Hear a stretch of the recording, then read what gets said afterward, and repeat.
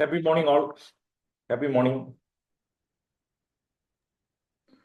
Good morning, sir. Good morning, sir. Good morning. Good morning. Good morning. Morning, Atri. Good morning, super.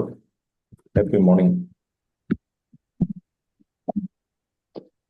ஒரு happy morning. நம்ம again நம்ம எப்படி commander program தாட்ல இருந்து start பண்ணோமோ நம்ம இந்த ப்ரோக்ராமும் நம்ம தாட்டை பற்றி தான் ஃபர்ஸ்ட் பேச போகிறோம். ஏன்னா நம்ம இங்கே முக்கியமாக இந்த 5 to 6 செஷனில் நம்ம தாட்ஸை தான் நம்ம சரிப்படுத்த போகிறோம். ஃபைன்.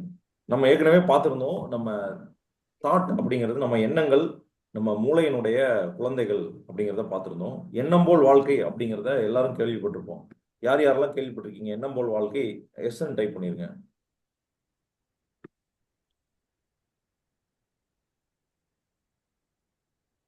எண்ணம் போல் வாழ்க்கை அப்படின்னா என்ன அப்படிங்கிறத நம்ம பார்க்க போறோம். எப்பவுமே நம்ம மனசுல பாசிட்டிவ் நெகட்டிவ் 2 விதமான எண்ணங்களும் இருக்கும். பாசிட்டிவான எண்ணங்கள் அதிகமா இருந்ததுன்னா நம்ம பாசிட்டிவான தாட்ஸ் வந்து நம்ம பாசிட்டிவான உணர்வுகளை அதிகமாக கொடுக்கும். நெகட்டிவான எண்ணங்கள் வரும்போது நெகட்டிவான உணர்வுகளை கொடுக்கும். பாசிட்டிவான எண்ணங்கள் நம்ம ஒருத்தர் மேல வச்சிருக்கிற நன்றி உணர்வா இருக்கலாம், நம்ம மகிழ்ச்சியா இருக்கலாம், மனதுக்கு இனிமையான ஏதாவது ஒரு விஷயம் நமக்கு நடக்கலாம், பிடிச்ச விஷயம் நடக்கலாம், பெருமை உணர்வா இருக்கலாம். இந்த மாதிரி விஷயங்கள் எல்லாமே பாசிட்டிவ்னஸ். நம்ம யாருக்காவது உதவி பண்ணுவோம், நம்மளை யாராவது மோட்டிவேட் பண்ணுவாங்க, இல்லை நமக்கு யாராவது உதவி பண்ணுவாங்க. அந்த மாதிரி நேரங்களில் நமக்கு வரக்கூடிய எண்ணங்கள் பெரும்பாலும் அதிகமாக பாசிட்டிவ் எண்ணங்கள் வரும். நமக்கு இருக்கிற கோபம், எரிச்சல், பொறாமை, காழ்ப்புணர்ச்சி, இது எல்லாமே வந்து நெகட்டிவான எண்ணங்கள். இப்போ பாசிட்டிவான எண்ணங்கள் மட்டுமே ஒரு மனிதனுக்கு இருக்குமா அப்படின்னு கேட்டால் இருக்காது. நெகட்டிவும் இருக்கும், பாசிட்டிவும் இருக்கும். அப்போ நமக்கு ஏற்படுகிற சூழல்கள் தான் நமக்கு வரக்கூடிய எண்ணங்களுக்கு காரணம். யார் யாருன்னு நினைக்கிறீங்க? நமக்கு வரக்கூடிய சூழல்கள் தான் நம்ம எண்ணங்களுக்கு காரணம் அப்படின்னு நினைச்சீங்கன்னா, நம்ம சுச்சுவேஷன்ஸ் தான் எண்ணங்களுக்கு காரணம்னா எஸ் ஃபார் சுச்சுவேஷன்ஸ், எஸ்ன்னு டைப் பண்ணிருங்க. இப்போ நமக்கு வரக்கூடிய சூழ்நிலைகள் நம்ம காரணம்னு நினைக்கிறோம், ஆனா உண்மையிலேயே அது காரணம் இல்லை. இப்ப உதாரணத்துக்கு ஆரஞ்சு புழிஞ்சோம்னா என்ன வருது? ஆரஞ்சை புழிஞ்சோம்னா ஆரஞ்சு ஜூஸ் வருது இல்லைங்களா? லெமனை புழிஞ்சா லெமன் ஜூஸ் வருது. ஆப்பிளை புழிஞ்சோம்னா ஆப்பிள் ஜூஸ் வருது. உண்மையிலேயே ஏதாவது ஒரு பழத்தை நம்ம புளியும் போது அதுக்கு உள்ள என்ன இருக்கோ அதுதான் வெளியே வருது. எல்லாத்துக்கும் அப்படிதான். அப்ப சர்க்கம்ஸ்டன்சஸ் நமக்கான, அதாவது சூழ்நிலைகள் நமக்கான ஒரு சிக்கல்களை கொடுக்குது. அப்ப உண்மையிலேயே நம்ம மனசுக்குள்ள என்ன இருக்கோ அதுதான் வெளியே வருது.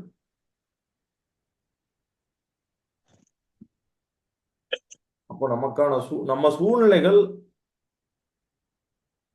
நம்ம எண்ணங்களை உருவாக்குறது இல்லை.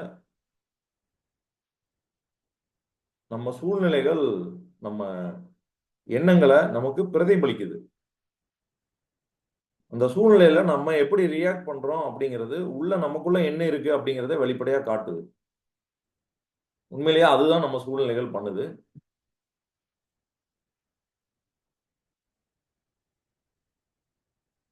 இப்ப எண்ணங்கள் அப்படிங்கிறது சூழ்நிலை கொடுக்கலைன்னா நமக்கு எப்படி எண்ணங்கள் வருது? எண்ணங்கள் நமக்கு வர்றதுக்கு காரணம் நம்மளுடைய மூளையில இருக்கிற சில கெமிக்கல்ஸ் தான். கெமிக்கல்ஸ் மட்டும் இல்லாம நம்ம கான்சியஸா நம்ம மனசுல என்ன நினைக்கிறோம் அப்படிங்கிறது நமக்கு எண்ணமா வெளிப்படுது. அப்ப இது combination of conscious and subconscious. ஆனா சப்கான்சியஸ் மைண்ட் அப்படிங்கிறது, அதாவது நம்ம ஆழ்மனது எப்பவுமே ஒரு அடிமை. நம்ம சப்கான்சியஸ் மைண்ட் எப்பவுமே நம்ம கான்சியஸ் மைண்ட் என்ன சொல்லுதோ அதை தான் கேட்கும்.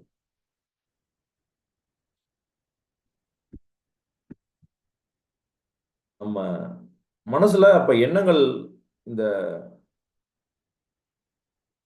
கான்சியஸ் மைண்ட், சப்கான்சியஸ் மைண்ட்ல இருக்கக்கூடிய எண்ணங்கள் மாறி மாறி நெகட்டிவ் பாசிட்டிவ் ரெண்டுமே நமக்கு கொடுக்குது. இப்போ ஒரு மனிதன் அப்படிங்கிறவன் அவனுடைய தாட்ஸை வச்சு பார்க்கும்போது ஒரு தேவதையின் புனிதமான மனதுக்கு இருக்கக்கூடிய பாசிட்டிவ் எண்ணங்கள், அது மட்டும் இல்லாம ஒரு பீஸ்ட், ஒரு மோசமான மிருகத்துக்கு இருக்கக்கூடிய எண்ணங்கள்னு வச்சுக்கலாம். ஒரு உதாரணத்துக்கு வச்சுக்கலாம்.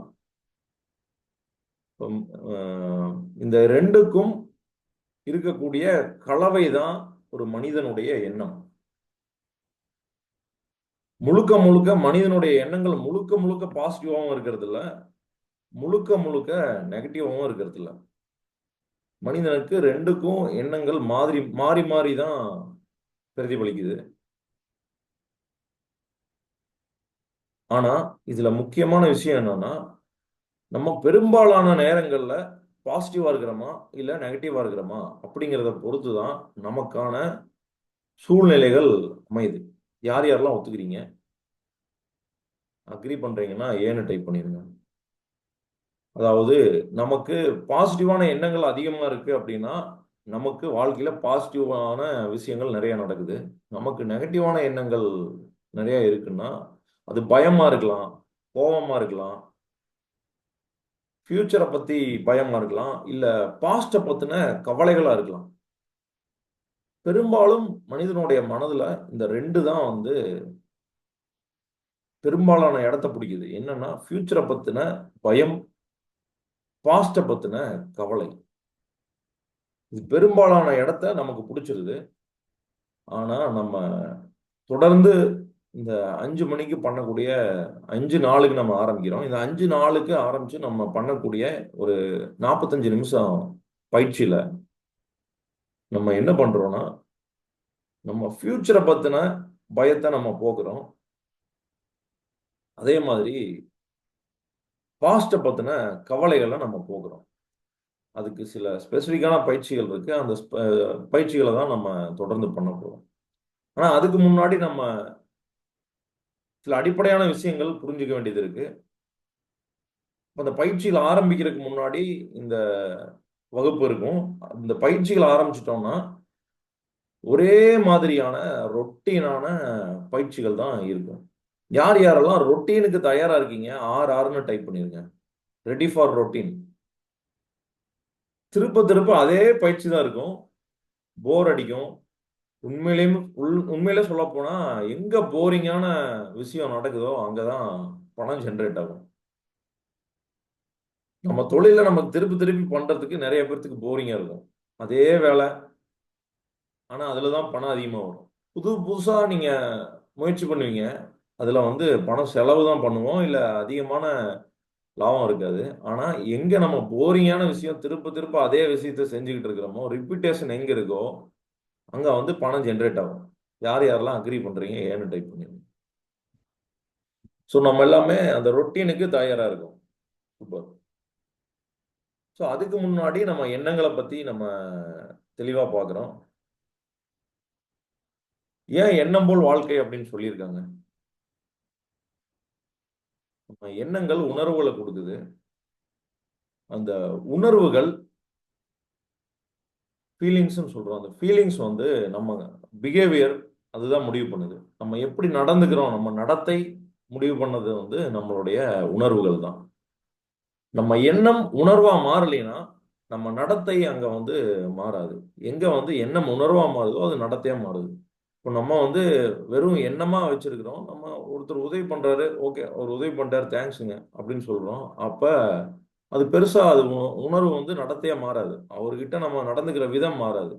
ஆனா அதுவே அவரு பண்ண உதவி, அவரு அந்த இடத்துல பண்ணாம இருந்திருந்தா நம்ம என்ன சிரமத்தை சந்திச்சிருப்போம் அப்படிங்கறத நம்ம உணரும் போது அந்த நன்றி உணர்வு நமக்கு ஆழமா உள்ளிருந்து வரும். நம்ம நிறைய பேர் அம்மாவை கோச்சுக்குவோம்.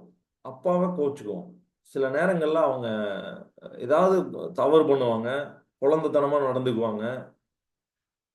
இல்ல நமக்கு அவங்க அ நெறைய நெருக்கடி குடுப்பாங்க. இப்படிதான் பண்ணணும், அப்படிதான் பண்ணணும் அப்படிங்கிறதெல்லாம் நெறைய சொல்லுவாங்க. நெறைய ரூல்ஸ், ரெகுலேஷன்ஸ் போடுவாங்க. அவங்க வாழ்ந்த விதத்த வச்சு அவங்க நம்ம இப்பதான் பையன் பையன் பொண்ணு எல்லாம் இப்பதான் சரியா இருப்பாங்க. நம்ம சொல்ற மாரி நடந்தா தான் சரியா இருப்பாங்க அப்படின்ட்டு அவங்க சில ரூல்ஸ் போடுவாங்க.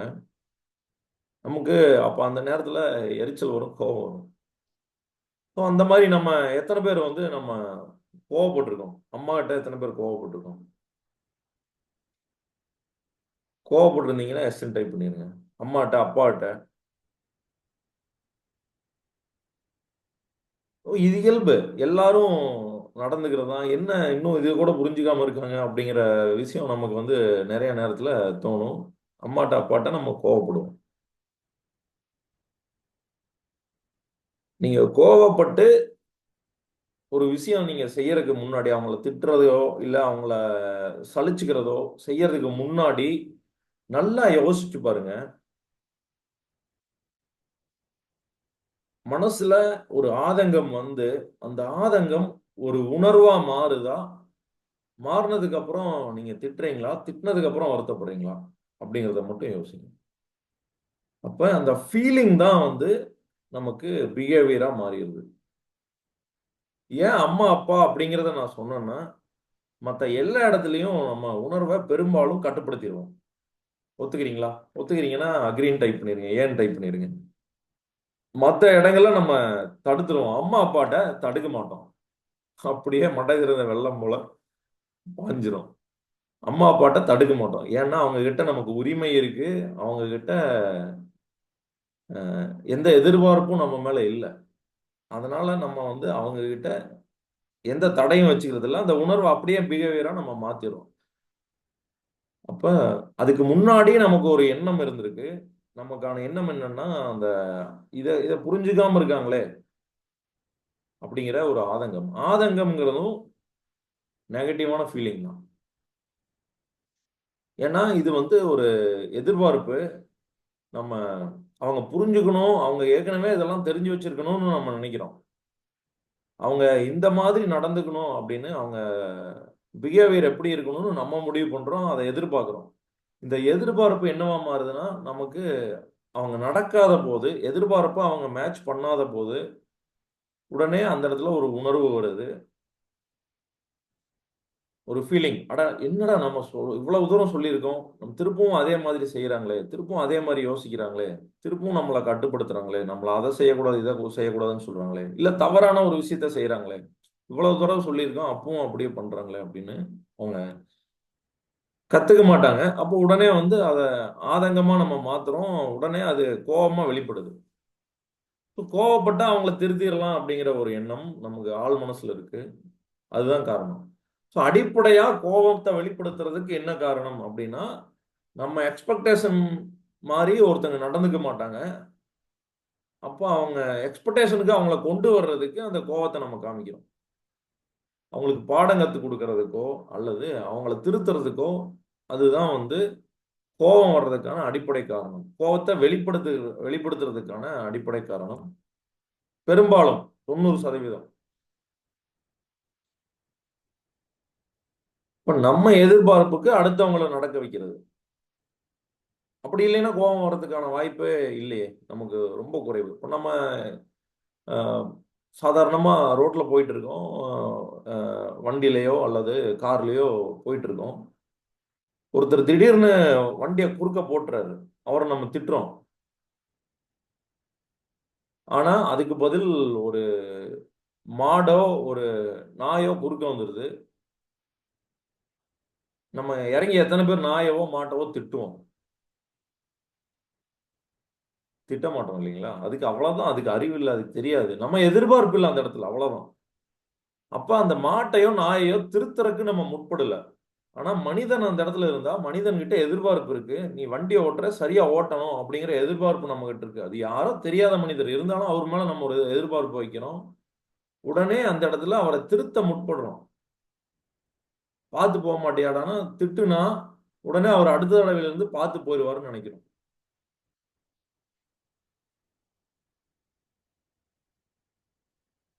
ஸோ கோவத்துக்கு இது ஒரு அடிப்படையா அமைஞ்சிருது. இப்போ இந்த பிஹேவியர் நம்ம பண்ணிடுற பிஹேவியர் வந்து நமக்கு மறுபடியும் ஒரு நம்ம மனசுல வேற ஒரு மாற்றத்தை, வேற ஒரு தாட்டை, எண்ணத்தை கொடுக்கும். அந்த எண்ணம் மறுபடியும் நமக்கு அடுத்த முறை ஃபீலிங்கா மாறும். இது ஒரு சைக்கிள். இந்த சைக்கிளை நம்ம வெளியில இருந்து ஒரு ஃபோர்ஸ் மூலமா உடைக்கலைன்னா இது உடையாது. அப்போ வெளியில இருந்து வர்ற ஃபோர்ஸ் என்ன? நம்ம கான்சியஸ் மைண்ட் மூலமா தாட்டை உட்புத்துறது. அப்ப இந்த இடத்துல கோவப்படுறது தடுக்கணும்னா நமக்கு எதிர்பார்ப்பை முதல் நிறுத்தணும். நம்ம கோவப்படுறதை தடுக்கணும்னா நம்ம என்னென்னமோ பண்ணுவோம். தியானம் பண்ணுவோம், நம்ம கோவப்படக்கூடாதுன்னு நினைப்போம். அதெல்லாம் பண்ணக்கூடாது. விட்டுறணும், மனசை அப்படியே விட்டுறணும். விட்டுட்டு நம்ம அடிப்படையா எதிர்பார்ப்பை நம்ம நிறுத்தணும். ஸோ அதே மாதிரி நல்ல ஃபீலிங்ஸுக்கும் நல்ல எண்ணங்களுக்கும் முதல் வந்து நான் சொன்னேன், நன்றி உணர்வுக்கு ஃபர்ஸ்ட் ஃபீலிங் வரும். ஃபீலிங்க்கு அப்புறம் தான் பிஹேவியர் வரும். அவங்க கிட்ட நம்ம எந்த அளவுக்கு நம்ம நல்லா நடந்துக்குவோம்னா, நம்ம உண்மையிலுமே நன்றி உணர்வு நமக்கு மேலும் இருந்தால் நம்ம நல்லா நடந்துக்குவோம். ஒருத்தரை பாராட்டுறோம். இப்போ யோசிச்சு பாருங்க, பாராட்டும் போது அவங்கள பாராட்டுறோம், ஆனால் நமக்கு எவ்வளவு சந்தோஷமா இருக்கு. எதனால அந்த மகிழ்ச்சி வருது அப்படின்னா, அந்த தாட், அந்த எண்ணம், அவங்க நல்லா செஞ்சிருக்காங்க, பாராட்டி முடிச்சதுக்கு அப்புறம் அந்த மகிழ்ச்சி இன்னும் அதிகமாகும். அப்படி பாராட்டி முடிச்ச அதுக்கப்புறம் அந்த மகிழ்ச்சி உங்களுக்கு அதிகமா இருந்தது, அந்த ஃபீலிங் அதிகமா இருந்ததுன்னா எஸ்ன்னு டைப் பண்ணிருங்க. நமக்கு அடுத்தவங்கள பாராட்டும் போது அது ஒரு எண்ணமா இருக்கு. அந்த எண்ணத்தை நம்ம வெளிப்படுத்தும் போது அது வந்து நமக்கு ஒரு ஃபீலிங்கை திரும்ப கொடுக்குது. ஸோ இதை ஒரு பேஸா வச்சுக்கோங்க. நம்ம பாராட்டணும்னு நினைக்கும் போதே நமக்கு கொஞ்சம் மகிழ்ச்சி வந்ததுக்கு அப்புறம் தான் அந்த பாராட்டு வருது நமக்கு. இப்போ ஒருத்தரை பாராட்டணும்னு நினைக்கிற எண்ணம் ஃபர்ஸ்ட், அப்புறம் ஒரு சின்ன மகிழ்ச்சி, அது பிஹேவியரா மாறுது. பாராட்டிடுறோம், இது வந்து பிஹேவியர். பாராட்டினதுக்கு அப்புறம் மறுபடியும் ஒரு அதிகமான மகிழ்ச்சி வருது. அந்த மகிழ்ச்சி மறுபடியும் நமக்கு அடுத்த முறை திரும்ப திரும்ப அவரை பாராட்டுறதுக்கான எண்ணத்தை கொடுக்குது.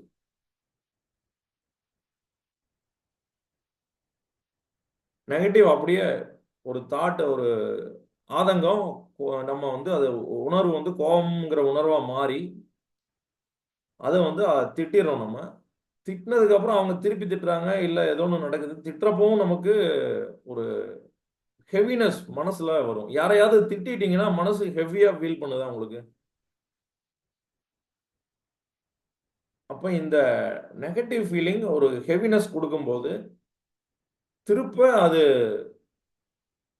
நம்மளை திட்டுறதுக்கு ஒரு இன்னும் இவ்வளவு பண்ணியும் நம்ம இவ்வளவு சஃபர் ஆகியும் அவங்க வந்து திருந்த மாட்டேங்கிறாங்களே அப்படிங்கிற மறுபடியும் ஒரு நெகட்டிவ் தாட்டை உள்ள போடுது. So positive thought, positive feeling, positive behaviour creates positive thought again. So இப்படி தொடர்ந்து நடக்கிற ஒரு சைக்கிள் வந்து இந்த தாட், அதாவது எண்ணங்கள், உணர்வுகள் பிஹேவியரா மாறும்போது அது என்னவா இருக்குன்னா ஒரு எண்ணம் வார்த்தைகளா மாறுது. சில நேரங்கள்ல ஆக்ஷன்ஸா மாறுது. இல்ல வார்த்தைகள், நம்ம ஒரு வார்த்தை எண்ணத்தை நம்ம வார்த்தையா வெளிப்படுத்துறோம். ஒரு பிளான் இருக்கு, ஃபர்ஸ்ட் நமக்கு வந்து ஒரு ஐடியா இருக்கு, அந்த ஐடியா வந்து பிளானா மாத்தி நம்ம அதை அடுத்தவங்க கிட்ட எக்ஸ்பிளைன் பண்றோம்.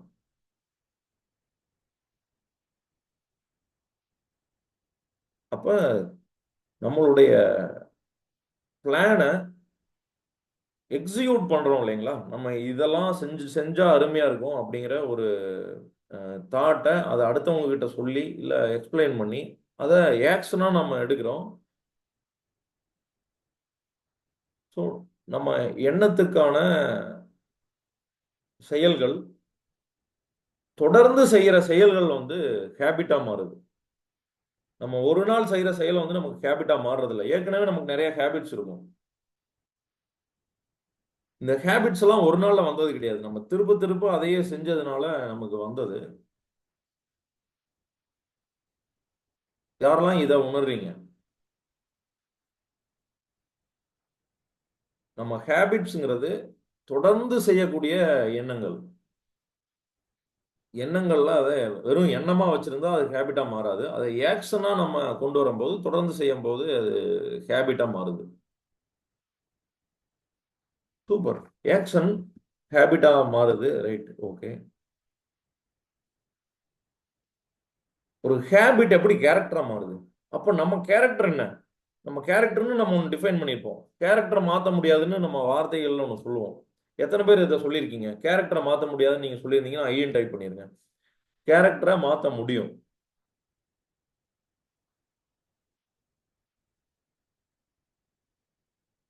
நம்ம வாழ்க்கையில் நிறைய தடவை சொல்லியிருப்போம். நானும் நிறைய தடவை சொல்லியிருக்கேன். இந்த பயிற்சிகள்லாம் நான் எடுக்கிறதுக்கு முன்னாடி 2020க்கு முன்னாடி நான் நிறைய தடவை சொல்லியிருக்கேன் கேரக்டரை மாற்ற முடியாதுன்னு. ஆனால் என் கேரக்டர் நிறைய மாறிடுச்சு. ஆனால் நல்லா யோசிச்சு பாருங்க, தொடர்ந்து உங்க வாழ்க்கையில நீங்க கேரக்டரை மாத்திட்டே வந்துட்டு இருந்திருப்பீங்க. நம்ம சின்ன குழந்தையில நம்ம இருந்த கேரக்டர் இல்லது ஒரு வளர்ந்த டீனேஜ் பர்சனா நம்ம இருந்தப்போ இருந்த கேரக்டர் இப்போ இருக்காது. எத்தனை பேர் உணர்றீங்க? எஸ்ன்னு டைப் பண்ணிருங்க. நம்ம கேரக்டர் கம்ப்ளீட்டா மாறி இருக்கும். ஆனா நம்ம இன்னுமே என்ன சொல்லிட்டு இருக்கோம்? கேரக்டர் மாத்த முடியாது. கேரக்டரை கண்டிப்பா மாத்த முடியும். ஸோ கேரக்டரை நம்ம எப்படி மாத்த முடியும் அப்படின்னா, ஸோ எல்லாரும் டைப் பண்ணும்போது டூல இந்த சேட்டிங்ல டூல மீட்டிங் குரூப் சேட் அப்படின்னு சொல்லி ஒரு ஆப்ஷன் இருக்கும். அதை செலக்ட் பண்ணிக்கிங்க. எல்லாருக்கும் அப்பதான் தெரியும் உங்க சேட் ஆக்சுவலா. அப்ப நம்ம கேரக்டரை நம்ம சின்ன குழந்தையில இருந்து நம்ம நிறைய மாத்திருக்கோம். இப்போ வரைக்கும் தொடர்ந்து மாத்திக்கிட்டே வந்துட்டு இருக்கோம். ஆனா நம்ம நினைச்ச மாதிரி அந்த கேரக்டர் மாறுதா அப்படின்னு பார்த்தோம்னா பெரும்பாலும் நம்ம புறச்சூழல்கள் நம்ம கேரக்டர் மாத்திருக்கோம். ஆனா நம்ம ஒரு எந்த கேரக்டர்ல நம்ம இருக்கணுமோ அந்த கேரக்டரா நம்மளை உருவாக்கிக்க முடியும். நம்ம அந்த கேரக்டரா மாற முடியும். அதுக்கு என்ன பண்ணணும்னு நம்ம பார்க்க போறோம். தொடர்ந்து நமக்கு நல்ல எண்ணங்கள் நிறைய இருக்கு. அத வார்த்தைகளா மாத்தி ஆக்ஷன்ஸா எடுத்து தினமும் அதை ஹேபிட்டா நம்ம கொண்டு வர்றோமாங்கிறது தான் கேள்வி. நல்ல எண்ணங்கள் நமக்கு நிறைய இருக்கு. அதை நர்ச்சர் பண்றோமா? அந்த நல்ல எண்ணத்தை செறிவூட்டுறோமா? அதுக்கு தேவையான ஊட்டம் கொடுக்குறோமா? அப்படிங்கிறது ஒண்ணுதான் கேள்வி. அப்படி ஒரு மனிதன் பாசிட்டிவான பர்சனா மாறிட்டா அந்த பாசிட்டிவான பர்சன் பாசிட்டிவான சூழல்கள் தன்னை நோக்கி ஈர்க்கிறாரு. அப்படி இல்ல அந்த பர்சன் வந்து நெகட்டிவான தாட்ஸை வந்து அவரு அதுக்கான ஆக்ஷனை அவர் கொண்டு வர்றாருன்னா நெகட்டிவான கேரக்டர் நெகட்டிவான ஹேபிட்ஸ் இருக்கான்னா அது வந்து நெகட்டிவான கேரக்டரா மாறும். அப்ப அவரு ஒரு நெகட்டிவான கேரக்டர் இருக்கிறவர் நெகட்டிவான சூழ்நிலைகளை உருவாக்கிக்கிறாரு. இப்ப நம்மளே சில நேரங்கள்ல அது நம்ம கம்ப்ளீட் கேரக்டர் இருக்கு தேவையில்ல. நம்ம தாட் நம்ம ஆக்ஷனே வந்து நெகட்டிவான ஆக்ஷன் நெகட்டிவான சுச்சுவேஷனை நமக்கு உருவாக்கிடும்.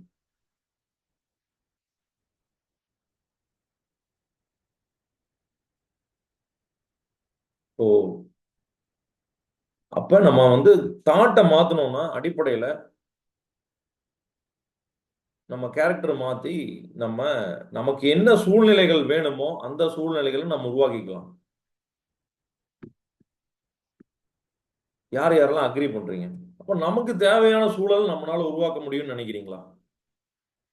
நம்மளால அட்ராக்ட் பண்ண முடியும்னு நினைக்கிறீங்களா?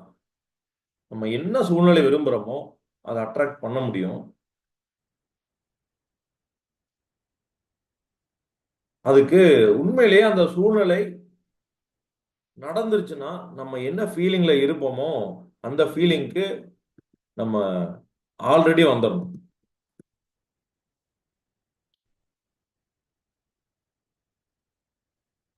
உதாரணமா நீங்க ஒரு நல்ல விஷயம் வீட்டுல நடக்கணும்னு நினைக்கிறீங்க. யாராவது ஒருத்தருக்கு திருமணம் ஆகணும்னு நினைக்கிறீங்க. அவங்களுக்கு ஏற்கனவே திருமணம் ஆகிற மாதிரியும் நீங்க அந்த திருமண நிகழ்வுல போய் நீங்க அவங்களுக்கு வாழ்த்து சொல்ற மாதிரியும் வாழ்த்து சொன்னா எவ்வளவு மகிழ்ச்சியா இருப்பீங்களோ அந்த மகிழ்ச்சியை உணர்ந்தீங்கன்னா அதுக்கான மனநிலைக்கு வந்துடுறீங்க.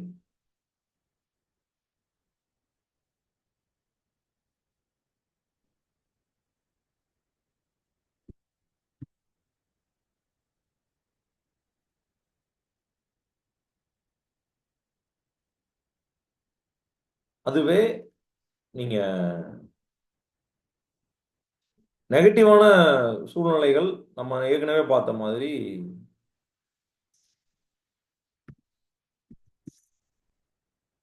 நம்ம ஒரு வீடியோ ஒன்று பார்த்துருவோம்.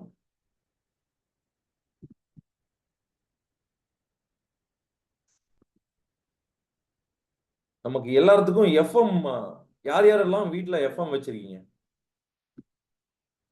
வீட்டில், கார்ல, இல்லை மொபைலில் எஃப்எம் கேட்குறீங்கன்னா யார் யாரெல்லாம் எஃப்எம் வச்சிருக்கீங்க? எஃப்எம்னு டைப் பண்ணிருங்க. இப்போ எஃப்எம்ல பாட்டு கேட்குறீங்க. 93.8 சிக்னல் என்ன ஸ்டேஷன்? 93.8 என்ன ஸ்டேஷன்? இப்போ உங்களுக்கு ரேடியோ மிர்ச்சி வேணும்னா 93.8 வைக்கிறீங்க. சப்போஸ் நீங்க உங்களுக்கு ரேடியோ மிர்ச்சி வேணும் 105.3 வச்சீங்கன்னா ரேடியோ மிர்ச்சி வருமா?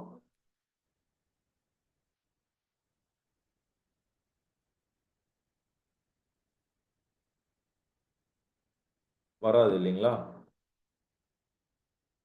இது எல்லாத்துக்கும் கிளியரா? ரேடியோ மிர்ச்சி வேணும்னா 93.8 தான் வைக்கணும்.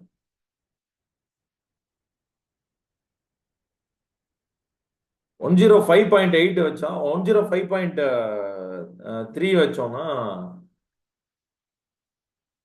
நமக்கு ரேடியோ மிர்ச்சி வராது. யாரெல்லாம் ஒத்துக்கிறீங்க, அக்ரி பண்றீங்கன்னா ஏன்னு டைப் பண்ணிருங்க.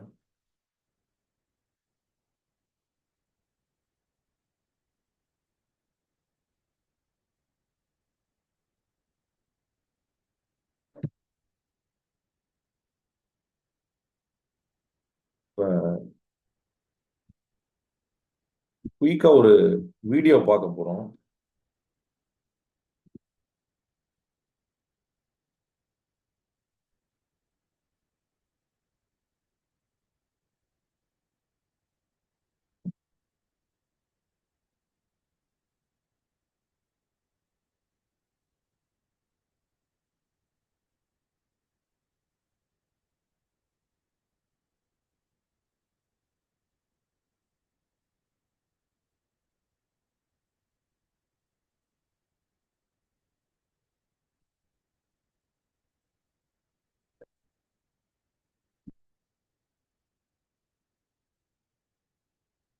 சூப்பர். இந்த வீடியோல ஓகே சவுண்ட் இல்ல, சாரி.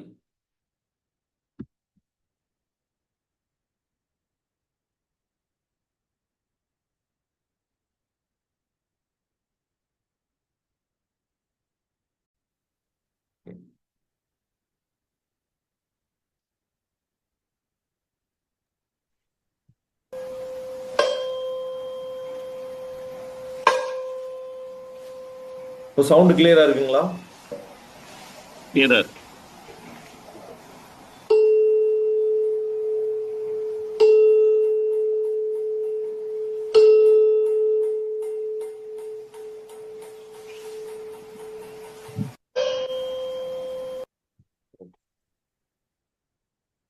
யார் யாருக்கெல்லாம் எதுவும் விளக்காமையே புரிஞ்சுது?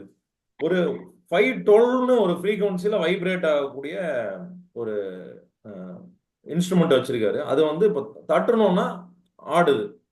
அந்த ஆடுறத வந்து ஒரு அலைவரிசை கிரியேட் பண்ணுது. அதுதான் ஃப்ரீக்வன்சி. எவ்வளவு வேகமா ஆடுதோ அது வந்து ஒரு செகண்டுக்கு எவ்வளவு அலைவுகள், ஒரு நிமிஷத்துக்கு எவ்வளவு அலைவுகள் வருமோ அதுதான் வந்து ஃப்ரீக்வன்சி. இப்போ இப்படி தட்டும் போது அவர் வச்சு ஃபர்ஸ்ட் தட்டிக்கிட்டு இருக்கிறது ஒரு நிமிஷத்துக்கு 512 முறை இப்படி அலையும், இப்படி வைப்ரேட் ஆகும். அந்த வைப்ரேஷன் 512 முறை அலையறதுனால அது 512 ஹெர்ட்ஸ். அதோட திக்னஸ் வந்து அப்படி இருக்கு. இப்படி தட்டுனா 512 முறை தான் இப்படி அலையும். அதே மாதிரி இன்னொரு கவை இருக்கு. அந்த கவை வந்து தட்டுனா 440 முறை அலையும். இந்த 512 ஹெர்ட்ஸ் இருக்கக்கூடிய இன்ஸ்ட்ருமெண்ட்டை தட்டும் போது இந்த 440 ஹெர்ட்ஸ்ல எந்த விதமான சலனமும் இல்லை. யார் யாரெல்லாம் கவனிச்சீங்கன்னா எஸ்என் டைப் பண்ணிருங்க. அதுக்கப்புறம் அதே மாதிரி ஒரு இன்ஸ்ட்ருமெண்ட் எடுக்கிறாரு. 440 ஹெர்ட்ஸ்ல அலைவரிசை இருக்கக்கூடிய ஒரு இன்ஸ்ட்ருமெண்ட். அது தட்டுனா இந்த 440 ஹெர்ட்ஸ்ல இன்னொரு இன்ஸ்ட்ருமெண்ட் இருக்குது. அது தன்னால அலையுது. யார் யாரெல்லாம் இத பாத்தீங்க? யார் யாரெல்லாம் இத உணர்ந்தீங்க? இதுல இதுல எனக்கு இது புரியல அப்படின்னா கியூன்னு டைப் பண்ணுங்க. புரியலைன்னா கியூன்னு டைப் பண்ணுங்க. இன்னொரு முறை நான் விளக்கிடுறேன். நம்ம எண்ணங்களுக்கு இதே மாதிரி அதிர்வு இருக்கு. நம்ம வார்த்தைகளுக்கு இதே மாதிரி அதிர்வு இருக்கு. அப்ப நம்ம எண்ணங்களும் வார்த்தைகளும் நம்ம செயல்களும் ஒரு விதமான அதிர்வை இந்த பிரபஞ்சத்துல ஏற்படுத்துது. அப்ப நம்ம எந்த மாதிரி செயல்கள் செஞ்சா நம்மளை நோக்கி நல்ல செயல்கள் வரும், நீங்களே முடிவு பண்ணிக்கங்க. அப்ப நல்ல செயல்கள் நம்மளை நோக்கி நிறைய நடக்கணும் அப்படின்னா நம்ம நல்ல செயல்கள் நிறைய செய்யணும். அதாவது மகிழ்ச்சியாவே நம்ம எப்பவுமே இருந்தா நமக்கு மகிழ்ச்சியான தருணங்களே திருப்பி திருப்பி நடக்கிற மாதிரி நமக்கு வரும். இப்போ மகிழ்ச்சியா இருக்கும்போது இவ்வளவு மகிழ்ச்சியா இருக்கிறோமே, ஏதாவது இந்த மகிழ்ச்சியை கெடுக்கிற மாதிரி ஏதாவது நடந்துருமோ அப்படிங்கிற பயம் நமக்கு வந்ததுன்னா இந்த பயங்கர ஃபீலிங் நம்மளை எதை நோக்கி அட்ராக்ட் பண்ணும். அப்போ நம்ம லோ ஃப்ரீக்வன்சில வைப்ரேட் ஆகிறோம். இந்த யூனிவர்ஸுக்கு ஒரு சிக்னல் கொடுக்குறோம், நான் லோ ஃப்ரீக்வன்சியில் இருக்கேன், எனக்கு தேவையானதெல்லாம் அனுப்பு அப்படின்னு. எஃப்எம் 105.3க்கு நம்ம திருப்புறோம். திருப்பின உடனே அந்த சிக்னல் வந்துருது, அந்த சேனல் வந்துருது. நமக்கு அந்த சேனல்ல வர்ற பாட்டெல்லாம் கேட்குது.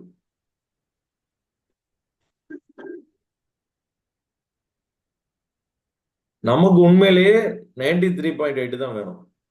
அப்ப நம்ம என்ன பண்ணோம், 93.8க்கு நம்ம எப்பவுமே போயிடணும். அடுத்தவங்களை திட்டுனீங்கன்னா உங்களை திட்டுற மாதிரி இல்ல அடுத்தவங்களை இன்னும் நீங்க நிறைய திட்டுற மாதிரியான சூழ்நிலைகள் நிறைய நடக்கும். தப்பு பண்ணா திட்டுறீங்க, திட்டுனீங்கன்னா திருப்பு திரும்ப யாராவது தப்பு பண்ணிட்டே இருப்பாங்க. அவங்க இல்லைனாலும் மத்தவங்க உங்ககிட்ட தப்பு பண்ணிட்டே இருப்பாங்க.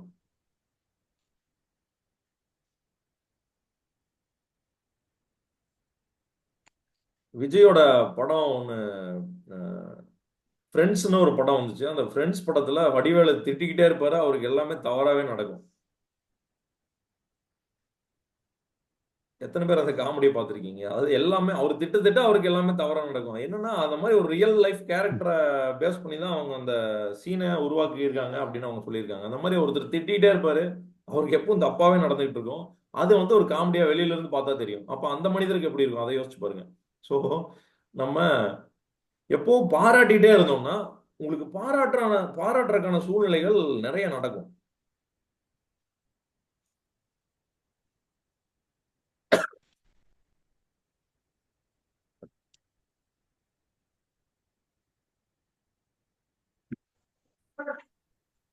இப்ப யார் யாரெல்லாம் ஒத்துக்கிறீங்க நமக்கு நடக்கிற எல்லா விஷயங்களுக்கும் நம்ம தான் காரணம்னு யார் யாரெல்லாம் ஒத்துக்கிறீங்க? நமக்கு எது நடந்தாலும் யாரு காரணம்? யார் அதை அட்ராக்ட் பண்ணிருக்காங்க? மீ. நம்ம தான் அதை அட்ராக்ட் பண்ணிருக்கோம்னா அதை உணர்ந்தீங்கன்னா மீன் டைப் பண்ணிருங்க. அடுத்தவங்க மேல யாரு மேலயும் கோவப்படாதீங்க. புரிஞ்சுக்கிட்டு அந்த ரெஸ்பான்சிபிலிட்டி எடுத்துக்கங்க. நான் தான்ப்பா பொறுப்பு. ஓ இப்படி நடந்துருச்சா, நான் தான்ப்பா பொறுப்பு. ஓகேப்பா, நான் திருத்திக்கிறேன், இனிமேல் நான் சரியா நடக்கிறேன். அவ்வளவுதான், ரொம்ப சிம்பிள். நம்ம மேலயும் நம்ம கோவம் வரக்கூடாது, அது ரொம்ப முக்கியம். உடனே நம்ம தான் காரணம், உடனே அவன் மேல கோவப்படுறது அதுவும் இருக்கக்கூடாது. நமக்கு யாராவது ஏதாவது ஒரு தப்பு பண்ணியிருப்பாங்க, நமக்கு ஏதோ ஒரு சிக்கலை உருவாக்கி இருப்பாங்க. அந்த சிக்கல் அவர் ஒரு தடவை உருவாக்குனாருன்னா நமக்கு அவரு ஒரு தடவை தண்டனை கொடுத்துட்டாரு. வாழ்க்கையில அந்த மாதிரி ஏற்கனவே அது நம்மளா கூட இருக்கலாம், நம்மளோட தவறுனால கூட நமக்கு சிக்கல்கள் வந்திருக்கலாம் வாழ்க்கையில. இப்ப நமக்கு ஏதோ ஒரு சூழ்நிலையில நமக்கு யாரோ ஒருத்தர் ஒரு பிரச்சனையை பண்ணிட்டாங்க, சிக்கலை கொடுத்துட்டாங்க. இப்ப இந்த பிரச்சனைய திருப்ப நம்ம நினைக்கும் போது இரண்டாவது முறை நீங்க எப்ப நினைச்சீங்கனாலும் அந்த இரண்டாவது முறை உங்களுக்கு ஒரு துன்பம் வருது இல்லைங்களா? பழச நினைச்சு யாருக்கெல்லாம் வருத்தம் வருது? ஏதாவது ஒண்ணு நமக்கு மோசமா நடந்திருக்கும், அந்த மோசமா நடந்ததை நினைச்சு யாரெல்லாம் வருத்தப்படுறீங்க? வருத்தப்படுவோம். நமக்கு யாராவது ஒரு தப்பு பண்ணிட்டாங்கன்னா வருத்தப்படுவோம். நமக்கு அதை நினைச்சு கோபம் கூட வரும் சில நேரங்கள்ல. ஏற்கனவே நமக்கு யாராவது ஒண்ணு பண்ணியிருந்தாங்க அப்படின்னா நமக்கு எதிராக நடந்தவங்களை நினைச்சு இன்னைக்கும் நம்ம கோவப்படுறோமா? இவன் நமக்கு எதிராக நடந்துட்டான், நமக்கு அன்னைக்கு ஆப்போசிட்டா ஒரு வேலை நமக்கு செஞ்சு விட்டான்.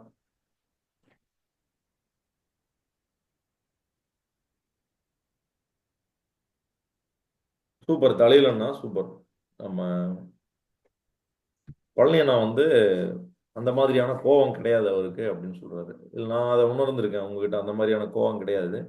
அப்ப நம்ம பழச அவர் ஒரு தடவை நமக்கு தவறு பண்ணியிருக்காங்க அப்படின்னா நம்ம திரும்ப அதை 2வது முறை நினைக்கும் போது அந்த தண்டனை, அந்த வருத்தம், அதை நம்ம தான் நமக்கு கொடுத்துக்கிறோம். யார் யாரெல்லாம் அக்ரி பண்றீங்க? 2வது முறை பழசு நினைச்சு வருத்தப்படும் போது 2வது முறை நம்மளே நமக்கு தண்டனை கொடுத்துக்கிறோம். இப்ப பழசு என்ன நினைச்சிருந்தாலும் அதை நம்ம இன்னைக்கே மறந்துடலாம்.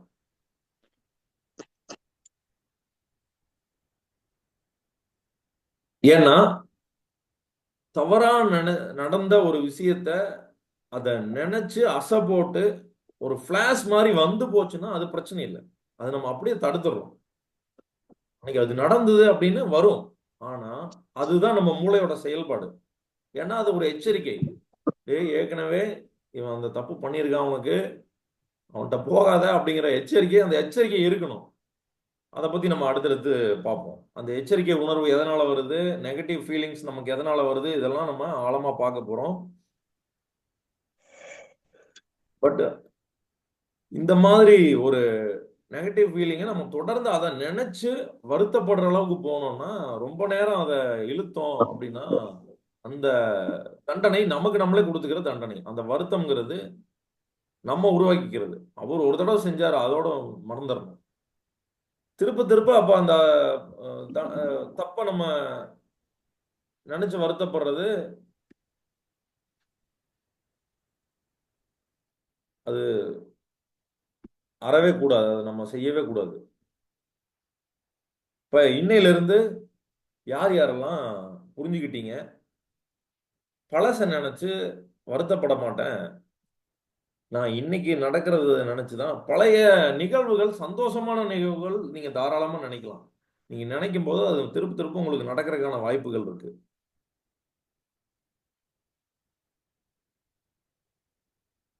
விவசாயம் பண்றோம்,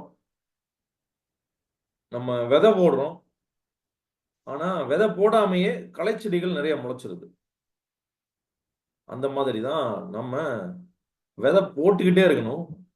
விதை போடுறதை நிறுத்தக்கூடாது. நமக்கு தேவையான எண்ணங்களை நம்ம திருப்ப திருப்ப மனசுல போட்டுக்கிட்டே இருக்கணும். இந்த நல்ல எண்ணங்கள், பாசிட்டிவான எண்ணங்கள் வந்து விதை மாதிரி. நீங்க ஏதாவது ஒரு பயிர் அது விளையணும்னு நீங்க விதை போடுறீங்க, வேற பயிர் முளைக்குமா? அந்த விதையில இருந்து வேற பயிர் முளைக்குமா? வாய்ப்பே இல்லை, இல்லைங்களா? இப்போ நம்ம நெல் விளையணும்னு போடுறோம், நெல்லுல இருந்து வேற ஏதாவது செடி, களைச்செடி முளைக்கிறதுக்கு வாய்ப்பு இருக்கா? களைச்செடி பக்கத்துல முளைக்கும், அது வேற விஷயம். அதே மாதிரி நம்ம நல்ல எண்ணங்கள் 100% நல்ல விளைவுகள் மட்டுமே கொடுக்கும். இத ஆழமா மனசுல வச்சுக்கோங்க. அதே மாதிரி கெட்ட எண்ணங்கள், நெகட்டிவான தாட்ஸ் நமக்கு நெகட்டிவான ரிசல்ட்டை மட்டுமே கொடுக்கும்.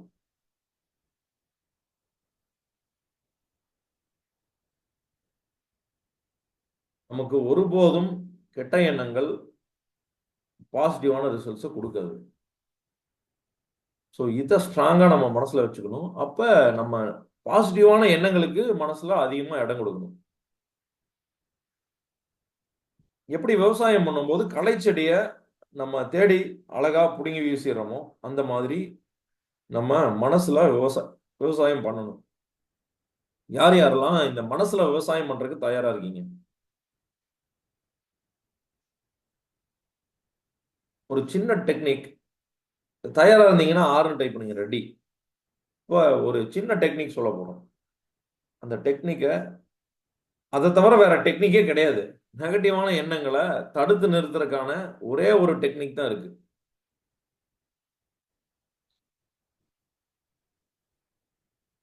நம்ம எண்ணங்களை பத்தி பார்க்கும்போது ஒரு நாய்க்கு ஒரு தாத்தா ரேஸ் வைக்கிற கதை நம்ம பார்த்தோம். குயிக்கா சொல்லிடுறேன், ஏன்னா நமக்கு இன்னும் ஒரு 6 நிமிஷம் தான் இருக்கு. இப்ப ஒரு தாத்தா வந்து 2 நாய் வளர்க்குறாரு, வெள்ளை நாய், கருப்பு நாய். 2 நாய்க்கும் ரேஸ் வைக்கிறாரு. தினமும் ரேஸ் வைக்கும் போது பேரனை கூப்பிட்டு வந்து காட்டுறாரு. தினமும் ரேஸ் வைக்கும்போது ஒரு நாள் வெள்ளை நாய் ஜெயிக்குது, இன்னொரு நாள் கருப்பு நாய் ஜெயிக்குது. ஒரு நாள் வெள்ளை நாய் வெற்றி பெறுது, இன்னொரு நாள் கருப்பு நாய் வெற்றி பெறுது.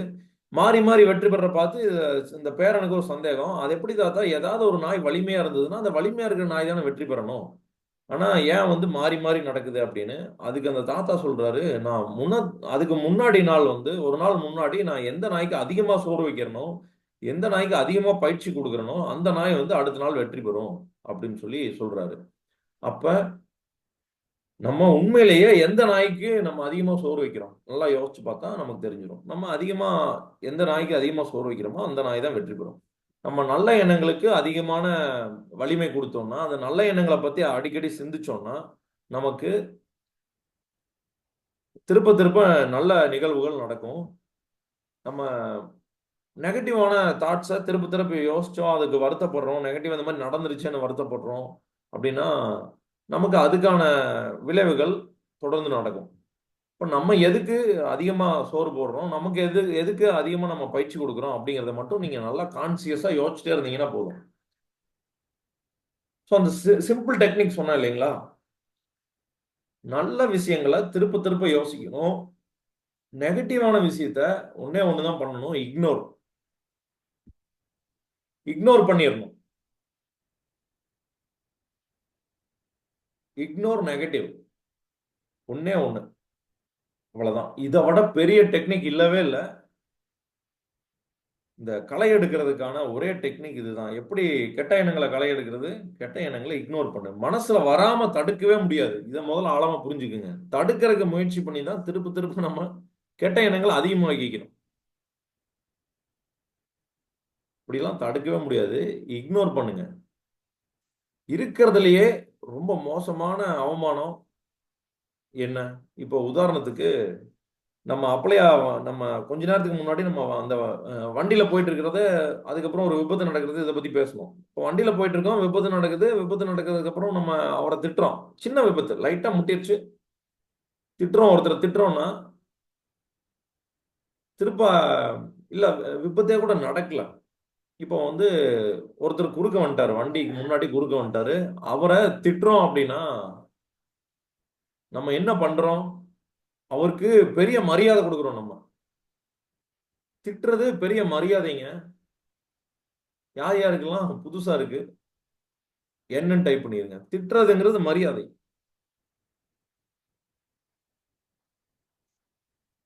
ஏன்னா ஒருத்தர் நம்ம மனிதனா மதிக்கிறோம்,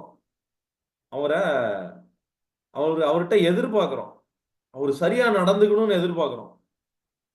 சரியா நடந்துக்கக்கூடிய ஒரு மனிதரா அவரை நம்ம பார்க்கிறோம். ஒரு மனநிலை பாதிக்கப்பட்டவர் அந்த மாதிரி குறுக்க வர்றாருன்னா நம்ம அவரை திட்டுவோமா? திட்ட மாட்டோம், இல்லைங்களா? அப்ப அவர் நல்ல மனநிலையில இருக்காரு அப்படின்னு நம்ம நினைக்கிறோம், அதனாலதான் திட்டுறோம், அதனாலதான் எதிர்பார்ப்பு வருது, அதனாலதான் திட்டுறோம்.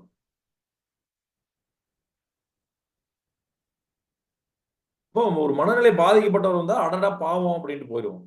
அவரை இக்னோர் பண்ண மாட்டோம், அடடா பாவம் அப்படின்னு நினைப்போம்.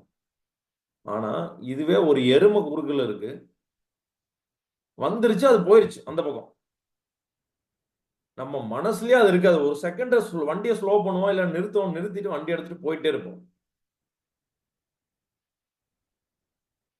அப்ப அந்த எருமையை நம்ம மதிக்கவே இல்லை, அதனாலதான் நம்ம அதை திட்டல. யார் யாரெல்லாம் இதை உணர்றீங்க? ஸோ இன்னைக்கு இந்த எண்ணங்களை பத்திய கிளாஸ் வந்து யாருக்கெல்லாம் மைண்ட் ப்ளோயிங்கா இருந்தது, எம்பின்னு டைப் பண்ணிருங்க, மைண்ட் ப்ளோயிங். அப்ப நீங்க உண்மையிலேயே நமக்கு ஒருத்தர் எதிரா இருக்காருன்னா, ஏதாவது ஒரு தவறா அவர் செஞ்சிட்டாருன்னா இக்னோர் பண்ண பழகுங்க. அதே மாதிரி நம்ம எண்ணங்கள் நெகட்டிவா இருக்குதுன்னா அதை நீங்க உணர்ந்துட்டீங்கன்னா இக்னோர் பண்ணுங்க. நமக்கு கோபத்தை கொடுக்கக்கூடிய ஒரு எண்ணம், ஆதங்கமோ இல்ல நமக்கு ஒரு பொறாமை வருது அப்படின்னா அதை இக்னோர் பண்ணுங்க. நமக்கு தெரியும் நம்மளும் மனிதர் தான், பொறாமைங்கிறது வரும். ஆனா இக்னோர் பண்ணணும், அத அவமதிக்கணும். உன்னை நான் கண்டுக்கவே இல்லை, அப்படி ஒண்ணு இருக்கிறதே நான் கண்டுக்கல.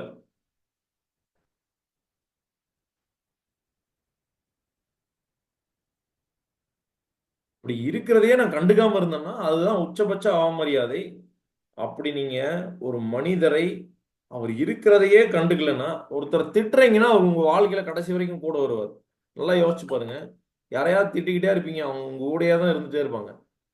ஆனா ஒருத்தரை மதிக்காம அவரு இருக்கிறதே நீங்க மனசுக்குள்ள கொண்டு வரல அப்படின்னா, அவரை இக்னோர் பண்ணீங்கன்னா உடனே அவர் உங்க வாழ்க்கையில இருந்து வெளியேறிடுவார். யார் யாரெல்லாம் உணர்ந்து இருக்கிறீங்க ஐன்னு டைப் பண்ணிருங்க. அப்போ உங்களுக்கு யாரை வெளியேற்றணுமோ, எந்த எண்ணத்தை வெளியேற்றணுமோ நீங்க இக்னோர் மட்டும் பண்ணா போதும். இதுதான் இருக்கிறதுலயே பவர்ஃபுல்லான டெக்னிக் நெகட்டிவா வெளியேற்றத்துக்கு.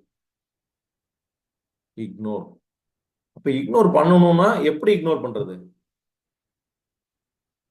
நிறைய நமக்கு இருக்கிற 24 மணி நேரத்துல எவ்வளவு நேரம் நம்மளால பாசிட்டிவான எண்ணங்களால நம்ம மனசை ஆக்கிரமிக்க முடியுமோ அவ்வளவு பாசிட்டிவான எண்ணங்களால ஆக்கிரமிக்கணும்.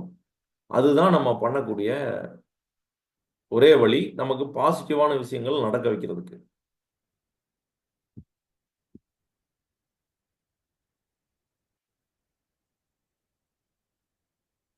ஆனா இவ்வளவு தூரம் நம்ம பேசுனது சைக்கலாஜிக்கலா இருந்திருக்கலாம். நீங்க இதெல்லாம் நோட் பண்ணிருப்பீங்கன்னு நினைக்கிறேன்.